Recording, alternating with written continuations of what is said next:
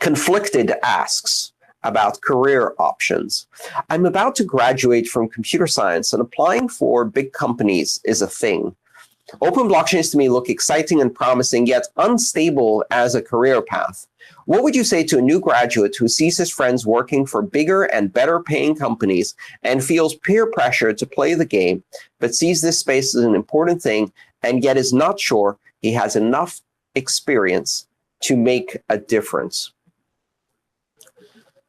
I don't think this is really a question about blockchains. I think this is more a question about following the very traditional career path and building a career with, as Conflicted said, bigger and better paying companies versus building a career that has a degree of independence, entrepreneurial independence, and maybe a lot more risk built into it.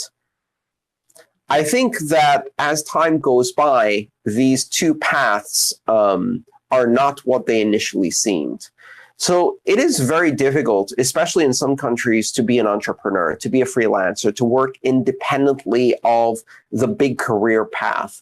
In the US, for example, the tax system is stacked against you from the get-go. You pay far more in taxes as a self-employed person than if you worked as a payroll employee for a big corporation. Healthcare is almost impossible as a self-employed person. So you have to handle that too. And of course, you take on all of the risk. In return, what you get is freedom. And to me, that's priceless, but not everyone sees it that way. A lot of people will much rather have job security instead of freedom. And to those people, I would say, those who give up freedom in order to gain a sense of security deserve neither and will have neither, which is paraphrasing Benjamin Franklin. Here's the thing. The bigger and better paying companies that give you this degree of security, it's an illusion. It's an illusion because none of them give a shit about you. There is no career path. There are no guarantees. All jobs are at-will jobs where you can get fired at any time. There's no such thing as a career for life.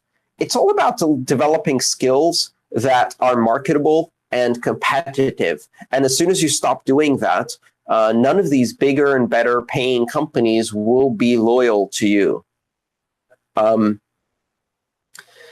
If anything, working for bigger and better paying companies limits the amount of skills that you can develop.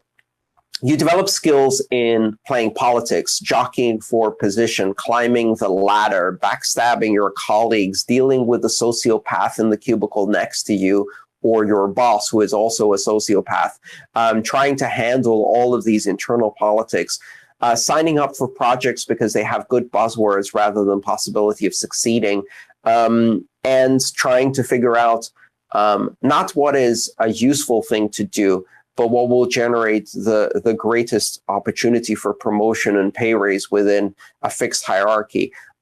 Those are not really useful skills. They're not very creative skills. And in the end, at least for many people I know, you have a semblance of job security, and in return, you're miserable because your life has no purpose within these bigger and better paying companies. So as an entrepreneur who is fiercely independent, I'm going to give you the worst advice that I possibly can, and that is find a way to do your own thing, create your own job, develop entrepreneurial skills, develop skills that are usable in multiple industries, in multiple geographies, in multiple languages, in multiple countries, and be ready to be flexible.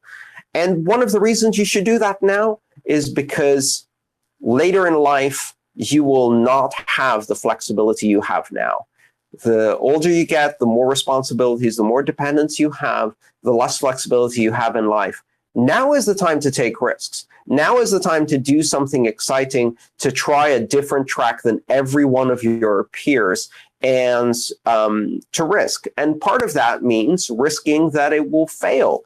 And that's okay, because you can fail gracefully when you're in your mid-20s with no dependents. It's a lot harder to fail gracefully when you're in your mid-40s, you have a family of 4, a mortgage, and a private school bill to pay at the end of each month. At that point, you can't fail gracefully.